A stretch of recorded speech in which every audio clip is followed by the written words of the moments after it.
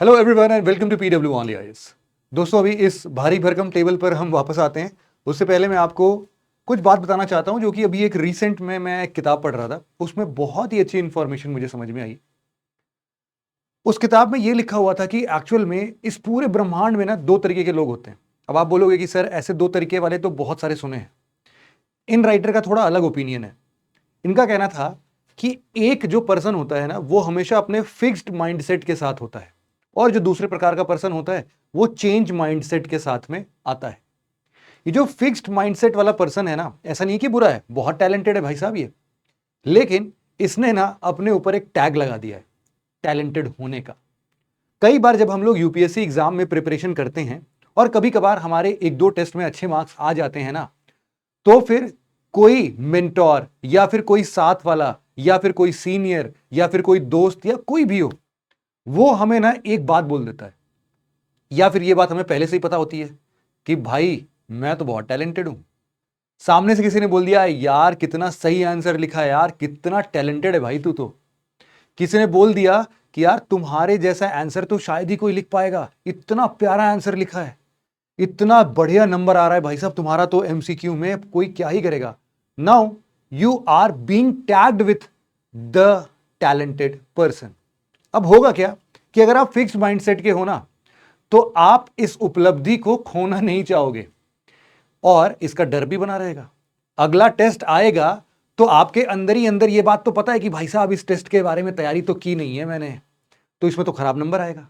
खराब नंबर आएगा तो जो मेरा दी टैलेंटेड पर्सन का खिताब मिला है मुझे, वो तो चकनाचूर हो जाएगा। तो उससे आप लोग क्या करते हो, उस चीज को प्रूफ करने के लिए लग जाते हो, और आप लोग क्या करते हो, उस टेस्ट को पोस्टपोन कर देते हो कि भैया मैं तो दी टैलेंटेड हूं, मेरे मार्क्स तो इसके ऊपर ही आने हैं, तो मैं ऐसे टेस्ट दूंगा ही नहीं, है ना। बहुत बार क्या होता है, हम जानबूझ के, हमें पता होता है हमारे कम नंबर आएंगे, लेकिन हम वो टेस्ट ही नहीं देते हैं, क्योंकि हम अपने आप को उस खराब नंबर पर जज ही नहीं करना चाहते। हम अपने आप को बेवकूफ बनाते रहते हैं। इसके अगेंस्ट में जो दूसरे टाइप के लोग थे, change mindset, they never care about the result, जो आएगा देख लेंगे, ऐसे वाला एटीट्यूड होता है उनका कि एग्जाम ही तो है यार, देके देखते हैं, कुछ नहीं समझ में आएगा तो सीखेंगे, कुछ क्वेश्चन गलत करेंगे तो फिर और सीख लेंगे, कुछ सही करेंगे तो यार खुशी तो मिलेगी। तो इनको ऐसा नहीं है कि फेलियर से दुख नहीं होता है और सक्सेस से खुशी नहीं मिलती है, but they do not tag themselves. वो ना किसी सर्कमस्टांसेस में बड़ा इजीली ढल जाते हैं। और शायद एक यूपीएससी एस्पिरेंट के साथ भी यही होना चाहिए कि उसको ना हमेशा एक फिक्स माइंडसेट के साथ नहीं, बल्कि चेंज माइंडसेट के साथ चलना चाहिए। परिस्थितियां हर बार सेम नहीं होंगी। कई सारे स्टूडेंट्स हैं, जैसे अभी मैं हाल फिलहाल में एक स्टूडेंट से मिला था, उसका 5th अटेम्प्ट है, 5वां अटेम्प्ट। अगर वो ये वीडियो देख रहे होंगे तो शायद मुझे बाद में कोसेंगे भी कि सर, लेकिन मैं नाम नहीं ले रहा उनका। उनका 5th अटेम्प्ट है और वो इस बात से परेशान है कि सर अब करना क्या है। एक्चुअल में उन्होंने 1 साल का गैप लिया और फिर 4th अटेम्प्ट में उनका प्रीलिम्स भी क्वालिफाई नहीं हुआ। प्रॉब्लम यहां पर यही थी, इन्होंने ना अपने आप को टैग कर दिया था कि भाई साहब मेरा 2nd 3rd दोनों अटेम्प्ट में लगातार मैंने मेंस लिखा हुआ है, मेरे लिए प्रीलिम्स क्या ही चीज है। 5th अटेम्प्ट में जब 4th अटेम्प्ट में जब वो बैठे, 1 साल के गैप के बाद भी प्रीलिम्स क्लियर नहीं हुआ। क्यों? क्योंकि टैग वही था कि भाई साहब मैं तो प्रीलिम्स क्लियर कर लेता हूं यार, पिछले 2 साल से क्लियर कर रहा हूं, इस बार भी कर लूंगा, नहीं हुआ, अब क्या करें। तो यहीं पर वो प्रैक्टिस जोन में आना और यहीं पर उस बात का सही होना साबित हो जाता है कि यार फिक्स्ड माइंडसेट के साथ कुछ नहीं होना है, आप चेंज माइंडसेट रखो ना। अब आप चूंकि 1 साल के गैप के बाद फिर से पढ़ रहे हो, तो भाई साहब आप अपने वापस से 2nd अटेम्प्ट में पहुंच गए हो, जिस स्टेज में थे आप, फिर से उतनी ही मेहनत करनी पड़ेगी। ये एक्सेप्ट नहीं होता किसी से। इसीलिए मैं आपको बोल रहा हूं कि आप हमेशा चेंज माइंडसेट के साथ रहोगे तो आपको अच्छे रिजल्ट्स मिलेंगे, और इनफैक्ट आप रिजल्ट की चिंता ही नहीं करते हो उस पर्टिकुलर जोन में। फिलहाल इस कहानी से आपको जो भी सीख मिली होगी, डेफिनेटली उसको हम इस यहां पर इंप्लीमेंट करने की कोशिश करेंगे। हमें पता है कि अब धीरे धीरे ही सही, लेकिन आपका यूपीएससी 2025 पास आ रहा है, और इसके लिए कई सारे ऐसे एस्पिरेंट हैं जो कि चाहते हैं एक रेगुलर बेसिस पर प्रैक्टिस सेट लगाना। इन सभी रेगुलर बेसिस की प्रैक्टिस सेट पर हमें एक बहुत ही प्यारा सा प्रोग्राम मिलता है जिसको हम लोग बोलते हैं आईडीएमपी। पीडब्ल्यू ओनली आईएएस का दी फेवरेट आईडीएमपी प्रोग्राम एक टेस्ट सीरीज है, जो कि फिलहाल अभी 23 सितंबर से स्टार्ट हो रहा है, और ये 23 सितंबर से इन 5 फेजेस में डिवाइड किया गया है। इन 5 फेजेस में हम लोगों ने डेली बेसिस के आपके बेसिक जितने भी आपको कंपोनेंट्स पढ़ने हैं उन सबको डिटेल्ड फॉर्म में अरेंज कर दिया है ऑलरेडी। तो इनफैक्ट अगर आप आईडीएमपी ज्वाइन करते हो नहीं करते हो वो तो एक अलग मुद्दा है, बट ऑलवेज फॉलो दिस। ये टाइम शेड्यूल आप अपने पास लेके रखो और इसको फॉलो करना मत भूलना, है ना। ये टाइम शेड्यूल आपको नीचे डिस्क्रिप्शन में मिल जाएगा, इसकी पीडीएफ डाउनलोड करो एंड हैव दिस, एटलीस्ट आपको पता तो चले कि यार मेरे पास टाइम कितना बचा है। तो इसके हिसाब से अगर मैं देखूं तो इसके हिसाब से फेज 1 जो है मेरा वो 15 दिसंबर तक चलेगा। 15 दिसंबर तक में मुझे क्या मिलने वाला होगा यार, 15 दिसंबर में आपको कम से कम ऐसे 1100 से ज्यादा एमसीक्यूज मिल जाएंगे, 150 से ज्यादा सीसैट के क्वेश्चंस लगा लोगे आप, और 100 से ज्यादा मेंस के आंसर्स लिख लोगे आप। ये सारे के सारे जितने भी पर्सपेक्टिव होंगे it will be majorly oriented towards your prelims. मतलब कि इसमें ऐसा नहीं कि मेंस का हम लोग ध्यान ही नहीं दे रहे, अरे मेंस भी पढ़ रहे हैं भाई साहब, साथ साथ पढ़ रहे हैं। ये देखो यहां पर देखो, हम लोगों ने अगर पॉलिटी स्टार्ट किया तो पॉलिटी से ही रिलेटेड प्रीलिम्स के भी क्वेश्चन आएंगे और साथ ही साथ आपके मेंस के भी क्वेश्चन आएंगे। तो प्रीलिम्स के और मेंस के दोनों के क्वेश्चन साथ साथ चल रहे हैं ना। पॉलिटी के बाद मॉडर्न हिस्ट्री आ गया, मॉडर्न हिस्ट्री के बाद आपका ज्योग्राफी आ गया। तो ऐसे ऐसे पोर्शंस जहां पर भी ओवरलैप कर रहे हैं उन सारे सब्जेक्ट्स को हम लोग प्रीलिम्स और मेंस दोनों के साथ चलेंगे। इंटरनेशनल रिलेशंस है, इकोनॉमी है, इकोनॉमी में ऑब्वियसली देखो एग्रीकल्चर वगैरह वाला भी पोर्शन आता है, तो उसको भी हमने इंक्लूड करा है सबका, कि कुछ भी छूटना नहीं चाहिए अपने लिए। फिर इसी तरीके से हम वापस आते हैं, हमारा जब फर्स्ट फेज खत्म होगा टिल 15 दिसंबर, जो हम लोग एक फियर मन में लेके चलते हैं कि यार अपना तो प्रीलिम्स नहीं निकलेगा तो अब आगे क्या करेंगे पता नहीं।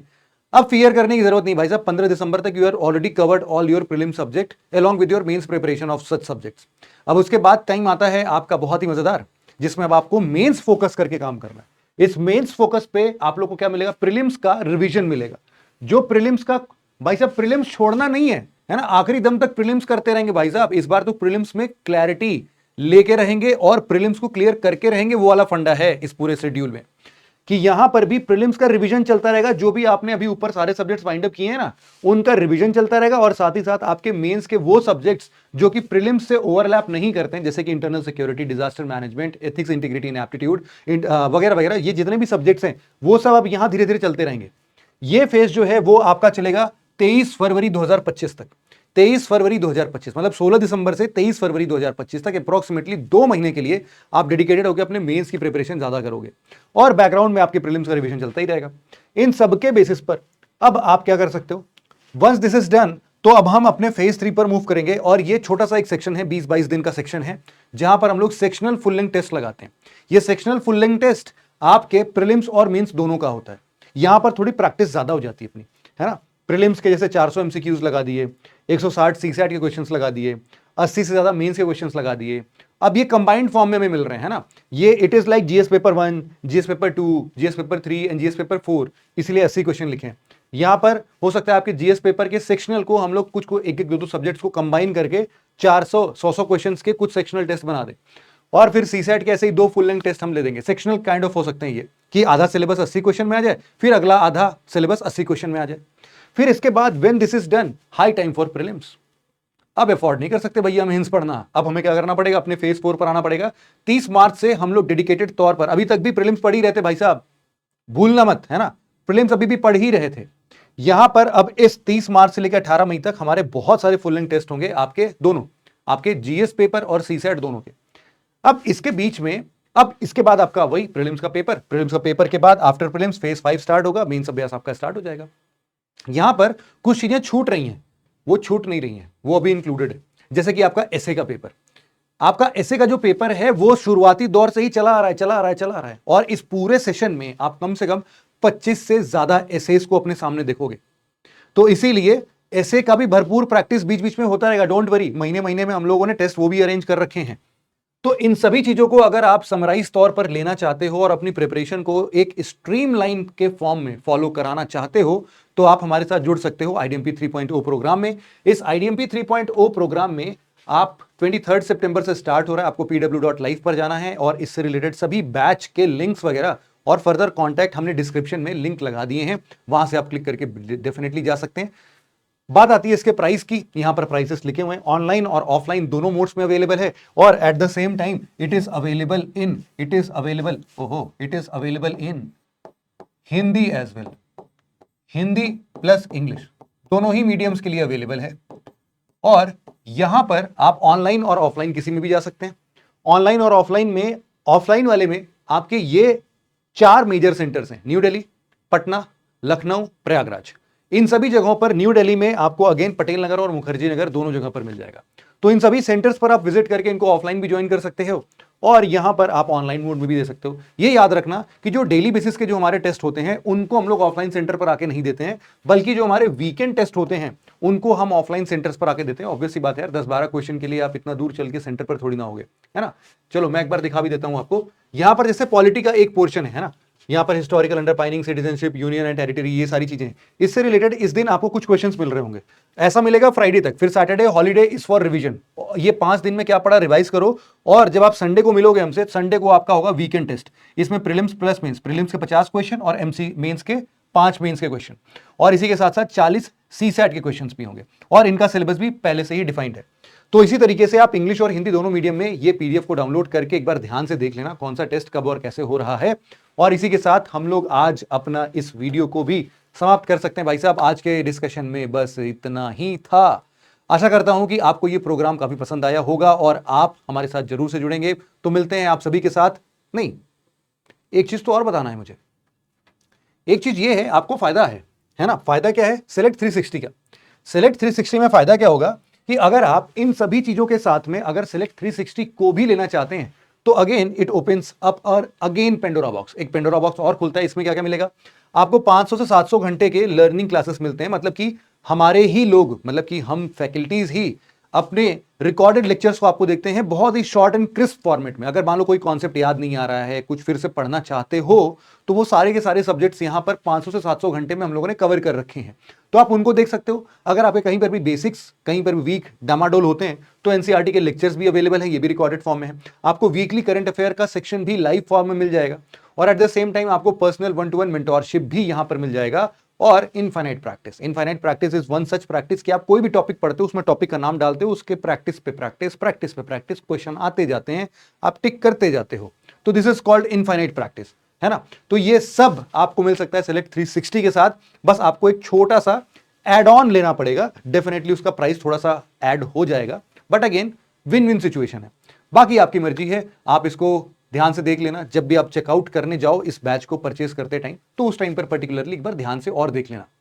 तो फिर आज के सेशन में बस इतना ही था। आई होप कि आप इन फेजेस को अगर ज्वाइन नहीं भी करते हैं तो भी इसको फॉलो करेंगे ही करेंगे, और ये काफी सही रणनीति है। वैसे तो आप एक बार जरूर से एक बार इसके बारे में और मंथन करना, थोड़े बहुत चेंजेस की जरूरत है तो अपने हिसाब से चेंज भी करना। That's all from my side. Thank you very much for listening it very patiently friends. Have a nice day. Thank you so much.